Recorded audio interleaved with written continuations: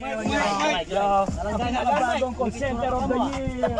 Hey, oh, hey, oh, hey, oh, hey.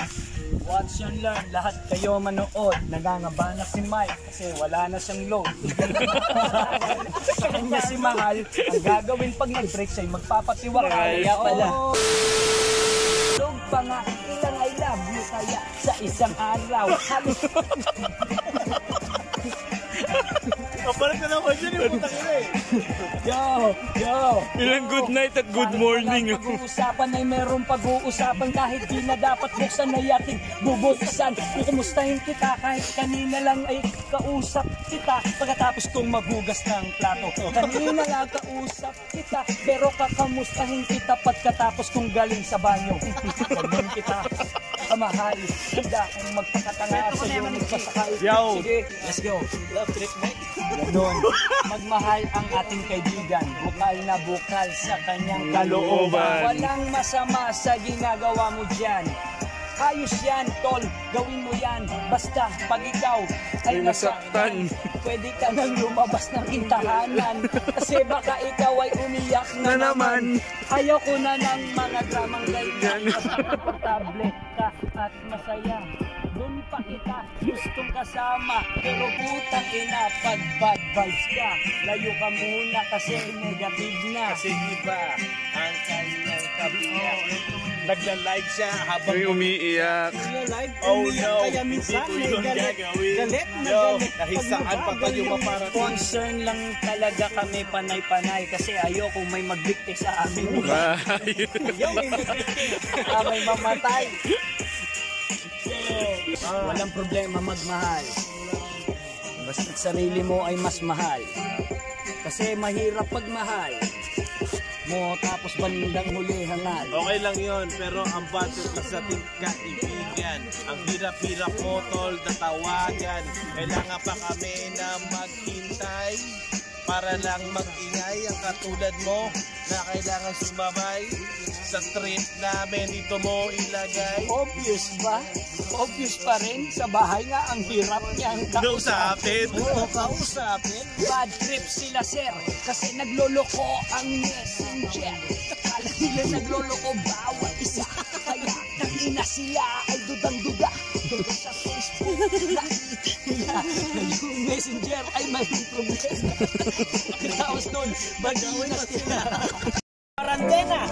Yo, sabi ng mahal ka niya pero hindi yun totoo. Niloloko niya lang ang buong pagkatao mo. Sabi niya mahal ka niya pero hindi yun totoo. Totoo. Pero niloloko niya lang ang buong pagkatao mo. Pagkatao mo. Yo, sabi niya mahal ka niya pero hindi yun totoo. Totoo. Pero niloko niya lang ang buong pagkatao mo. Pagkatao mo. Kala ko papasukan mo na. Sa huli, parang bigyan na niya kilala. Dalawang sumayay, nakatutok sa iyong puso. At ang kasalanan mo sa iyo ay ninunguso. Ikaw ang tinuturo, kaya't ikay napasubo. Kaya napapaisip mo na lang ikaw ay sumuko. Pero nagdasal kay God, may lunas siya agad. Kaya kung saan saang lugar ako napadpad. Sa sobra kong bad at sa sobra kong sad, ang aking sarili ay aking sinagad. Thanks God, buhay pa rin ako ngayon. Suot sapatos ko at pantalon. Sa tulay hindi pa rin ako tumalon. Kasi ang atensyon sa'yo ko to itinuon. Buhay ako mula sa kamatayan. Natalabas ng di namamalayan. Ang ina naman merong sasakyan. Nagtitrip siya sa ilalim ng tuloy na yan. Saan sila nag-aabutan? Dito sila nag-aabutan. No! Ano ay hindi? Dito sila nag-aabutan. Go! Tapos nakakos punit. Tangina, sino ba naman ang di lalayas o magpapalayas ng isang salawaan? Ano ba ang nagawa namin tanong namin sa inyo, ano ba ang aming kasalanan? Naging mabuting ama sa ating anak. Pero bakit ganun parang hindi ko natiyak? Na bandang huli ang puso ko ay mabibiyak ng isang kasama ko na akala ko'y magiging aking kabiyak. Kaya wasak na lang na akong iniwan. Ngayon, ako na ang nangiwan. Malayo ang lipad, malaya kahit saan pwedeng pumunta ngayon. Alam mo yan, habang ikay nakakulong sa iyong kasalanan, na habang buhay sa anak natin pagbabayaran. Hindi niya lahat ito malilimutan. Baka may kwento ka, Kiray, ni kwento mo naman. Naging ganun siya. Papayaman na lang ako, tas bibilhin kita. Diba problema? Kulong sa pera. Kaya ugali mo'y naging punyeta. Alam nyo ba? Tapos na ako dyan mga pare. Kasi dati dami din akong babae. Kaso nga lang buhay ko'y nasa butahe. Ayun, sa huli wala din namang nangyari. Pero kaya masakit sa amin ng ganyan. Yung tipong tama kayo. Ako naman eh. Di ka tulad ni Michael, tangina. Kapag nasa likod ng kotse ko siya, kausap niya na yung mahal na mahal niya ako.